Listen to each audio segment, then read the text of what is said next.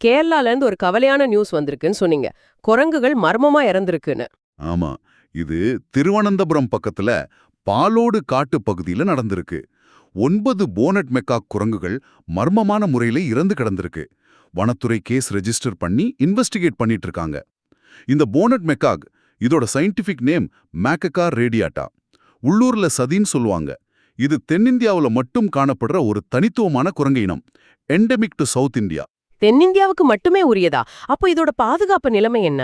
ஐயூசிஎனோட red லிஸ்ட்ல இத பாதிக்கப்படக்கூடியவை, அதாவது வல்னரபிள் கேட்டகரியில வச்சிருக்காங்க. இது கொஞ்சம் கவலைக்கூடிய நிலைமை தான். ஓ, அப்படியா? அது மட்டும் இல்ல, நம்ம வனவிலங்கு பாதுகாப்பு சட்டம் 1972ஓட ஷெட்யூல் 1 கீழ இதுக்கு ஹையஸ்ட் ப்ரொடெக்ஷன் இருக்கு. மரத்திலையும் தரையிலையும் வாழும், பகல்ல ஆக்டிவா இருக்கும், நல்லா நீந்தும். வெஸ்டர்ன் காட்ஸோட பசுமை மாறா காடுகள், இலையுதிர் காடுகள்ல இத அதிகம் பார்க்கலாம். ஆந்திரா, கோவா, கர்நாடகா, கேரளா, மகாராஷ்டிரா, தமிழ்நாடு, குஜராத் வரைக்கும் இத பார்க்கலாம். பழங்கள், பூச்சின்னு எல்லாம் சாப்பிடும். ஆம்னிவோர்.